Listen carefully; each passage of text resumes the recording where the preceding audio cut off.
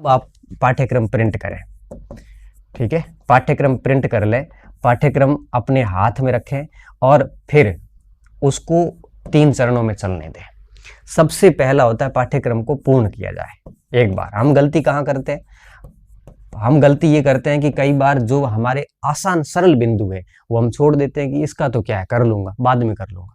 और कई बार हम कठिन कठिन टॉपिक करते जाते हैं, उसको बार बार करते हैं और सरल टॉपिक को छोड़ देते हैं क्योंकि ये तो हमें आ रहा है। हम इस गलत फहमी में रहते हैं और स्थितियां ये बनती है कि परीक्षा जब आती है तो उस कमजोर टॉपिक पढ़े हुए नहीं होते हमारे, क्योंकि हम हमेशा कठिन कठिन टॉपिक।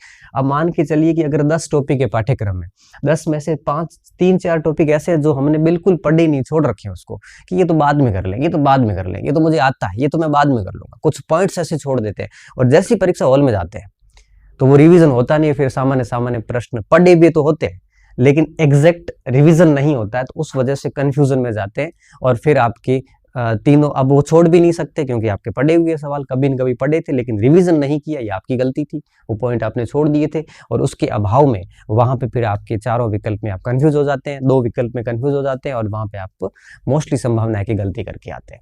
तो जब भी आप पाठ्यक्रम पढ़े तो मैं ये मानता हूँ कि उस पूरे पाठ्यक्रम में आपको लगता है कि 2-3 टॉपिक बड़े हैं और इसमें से एक आधा ही सवाल आता है तो वो टॉपिक आप भली साइड में कर दो।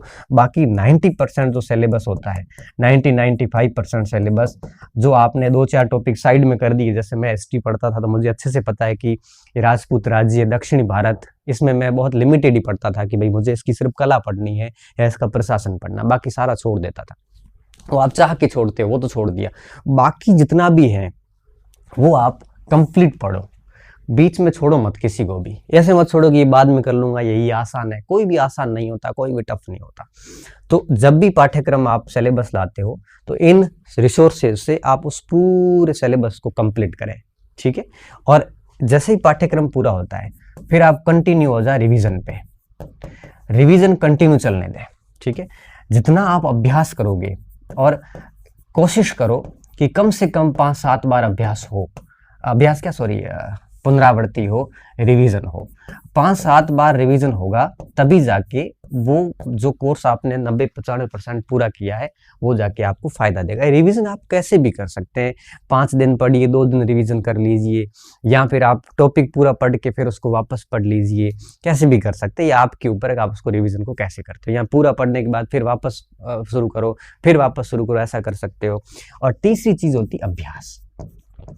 ये 3 चीजें बहुत ज्यादा जरूरी है। अभ्यास कब शुरू होता है? अभ्यास होता है रिवीजन और इसके साथ में। पहले जब पाठ्यक्रम पूरा करते हो तब तक अभ्यास की जरूरत नहीं है ना। आप अभ्यास कब करोगे? रिवीजन के साथ में। कैसे किया जाता है, जैसे मैं एक उदाहरण देके बताता हूँ। जैसे आप इतिहास का एक पाठ पढ़ रहे, सिंधु घाटी सभ्यता, ठीक है। आप सिंधु घाटी सभ्यता के आपके हाथ से नोट्स बने हुए थे या फिर आपने पूरी पुस्तक में से नोट आउट चीजें कर रखी थी, उसको आपने पूरा रिवीजन किया। रिवीजन करने के बाद में आप पुराने पेपर लाइए। अभ्यास हमेशा पुराने पेपर से किया जाता है तो बेहतर है, ठीक है। पुराने पेपर सारे निकाल दिए, फिर आप नए प्रश्नों की तरफ जा सकते हैं। टेस्ट सीरीज से अवॉइड करो अभी स्टार्टिंग में, टेस्ट सीरीज लास्ट में दे दो, 2-5 टेस्ट, इसकी ज्यादा जरूरत नहीं है। फिर आप क्या करोगे, सिंधु घाटी सभ्यता के जो भी पुराने पेपर्स आए हैं उन सारे प्रश्नों को एक बार एक बार रिवीजन करने के बाद उसको निकालिए। कोई नया प्रश्न मिलता है तो अपने नोट्स में ऐड कर दीजिए। फिर आपको लगता है कि हाँ सारे प्रश्न देख लिए, कॉन्फिडेंस आ जाएगा। उसके बाद पुनः सिंधु घाटी सभ्यता के उस नोट्स को उसी समय रिवीजन कर लो। एक दिन लग सकता है, 2 घंटे लग सकते हैं। क्यों? क्योंकि जब आप वापस सिंधु घाटी को प्रश्न का अभ्यास करने के बाद फिर वापस सिंधु घाटी को जब पढ़ोगे तो जहां जहां प्रश्न आए हुए हैं वहां आपकी नजर जाएगी। अच्छा ये सवाल आया था, अच्छा लोथल भोगवा नदी के किनारे ये आया हुआ था। अब आपका पढ़ने का जो तरीका बदल जाएगा, आप उन चीजों को गौर करना शुरू करोगे। अदरवाइज क्या होता है, कई बार हम पुस्तक तो पढ़ लेते हैं, हम कंटेंट पढ़ लेते हैं, अंडरलाइन भी करते हैं, लेकिन चीजों को गौर नहीं करते। परीक्षा हॉल में जब प्रश्न आता है तो गौर किया हुआ होता नहीं, पढ़ा हुआ तो होता है, फिर हम गलत करके आते हैं। फिर वो कह रहे हैं ना कि आते हुए गलत होते, आते हुए गलत इसीलिए होते हैं कि हमने उपन्यास की भांति उस सामग्री को पढ़ लिया, उसमें गौर भी नहीं किया कि इसमें किस टाइप का प्रश्न आ सकता है, इसमें ऐसे भी प्रश्न आ सकता है, पुराने प्रश्नों का नेचर नहीं समझा, पुराने प्रश्नों को हल करने के बाद वापस उस कंटेंट का रिवीजन नहीं किया। ऐसी छोटी छोटी गलतियां जो होती है ना, बेसिकली वही परीक्षा हॉल में गलतियां करवाती है। आप अगर ये सोच रहे हो कि भाई परीक्षा हॉल के अंदर जो है वो आपके हमारी गलतियां होती, परीक्षा हॉल में गलती होती है आपकी तैयारी के कारण। परीक्षा हॉल में कोई भगवान आपके खिलाफ नहीं है, परीक्षा हॉल में कोई आपसे किसी की आपसे कोई दुश्मनी नहीं है, पेपर आपका ही खराब नहीं हुआ, सभी का होता है। तो मेरा ये मानना है कि हमें परीक्षा हॉल के अंदर प्रश्नों की गलतियों के लिए आप अपने आप को दोष ना दें, उस समय को आप दोष दीजिए आपकी तैयारी को। आपने तैयारी ठीक से नहीं की, इसीलिए वो सारे गलत हुए।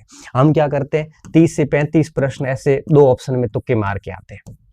2 ऑप्शन में 30-35 में से जैसे 20 सही हो गए, 15 गलत हो गए, तब हम दुनिया को यह क्या कहते हैं कि मैंने जो जो अटेंड किए मेरे सारे गलत हुए। अच्छा, 15 गलत हो गए और 20 सही हुए, उसके बारे में किसी को नहीं बताएगा। फिर वो क्या कहेगा कि जो 20 सही हुए हैं ना, ये तो मुझे आते थे। अच्छा, जो 2 ऑप्शन में कंफ्यूजन में थे, मैं बहुत विश्वास के साथ कह सकता हूं जब 100 प्रश्न परीक्षा में आते हैं, एग्जैक्ट हर स्टूडेंट को 50 से ज्यादा नहीं आते, 50-60 एग्जैक्ट आते हैं, तो सीधे टिक करते हैं। पीछे 40 प्रश्नों में से 10 छोड़ने जैसे होते हैं, 30 प्रश्न ऐसे होते हैं जिसमें डबल डिप में विद्यार्थी होता है कि 2 प्रश्न 2 ऑप्शन में रहता है, कंफ्यूजन में रहता है। वो 30 के 30 जब करता है तो उसमें से मान लो उसके 10 या 12 सही हो गए तो 18 गलत हो गए। अब जो 10-12 सही हुए हैं उसको वो स्टूडेंट बाहर आके ये झूठ बोलता है कि ये तो 12 मुझे आते थे और मैंने बाकी के 18 जो डबल डिप में किए, जो 2 ऑप्शन में कंफ्यूज थे, वो मेरे सारे गलत हो गए। मतलब वो ऐसे प्रिटेंड कर रहा है जैसे भगवान की उसके साथ में विशेष कोई दुश्मनी है। इतना झूठ क्यों बोलते हो? बेहतर है यही कह दो कि मैंने 30 प्रश्न 2 ऑप्शन वाले किए थे, जिसमें से मेरे 12 सही हो गए, 18 गलत हो गए। सभी के होते हैं। और ऐसी स्थिति क्यों आती? क्योंकि आप विकल्प पर पूर्ण रूप से निर्भर है। ऐसा बहुत कम स्टूडेंट है जो प्रश्न पूछने के बाद विकल्प को देखे बिना उत्तर देने का प्रयास करता है। आपकी स्थिति ये हो रखी है कि जब भी आपको कोई प्रश्न पूछा जाता है आप सीधा कहते हो ऑप्शन दो। जब आप ऑप्शन पे इतने डिपेंड हो तो इसका मतलब साफ है कि आपका रिवीजन पूरा नहीं है। इसका मतलब साफ है कि आपने ठीक से कंटेंट पढ़ा नहीं है। अब आपको विकल्प की आवश्यकता महसूस हो रही है। अगर आपने ठीक से पढ़ा है तो विकल्प की जरूरत नहीं होती। विकल्प की जरूरत होती है डिस्क्रिप्टिव जो प्रश्न आते हैं जिसमें 4 बड़े बड़े कथन आते हैं, वहां विकल्प की आवश्यकता होती है। छोटे छोटे फैक्ट के लिए कहाँ विकल्प देखना पड़ता है?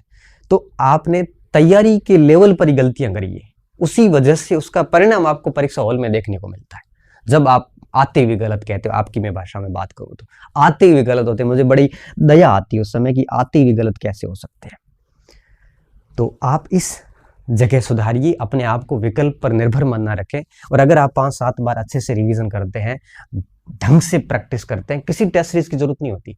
टेस्ट सीरीज का फॉर्मेट अब आया और बड़ा गंदे तरीके से आया। अब स्थिति ये बनी हुई है कि टेस्ट सीरीज का लेवल और परीक्षा एजेंसियों का लेवल मैच नहीं करता। टेस्ट सीरीज वाले यूं ही उलूल जुलूल सवाल बना देते हैं, टफ अंदर से निकालते हैं, सरल छोड़ देते हैं। हम फिर वो इसी अनुरूप पढ़ना शुरू करते हैं और एग्जाम हॉल में जाके कहीं न कहीं मात खा के आते हैं। ये टेस्ट सीरीज पहले हमने तो कभी जिंदगी में नहीं दी। तो बेहतर ये होता है कि पुराने प्रश्नों का ढंग से अभ्यास कीजिए और परीक्षा में जाने से पहले 10, 15, 20 दिन, महीना पहले 2-4 टेस्ट दे दो, आपका टाइम मैनेजमेंट का पता चल जाएगा।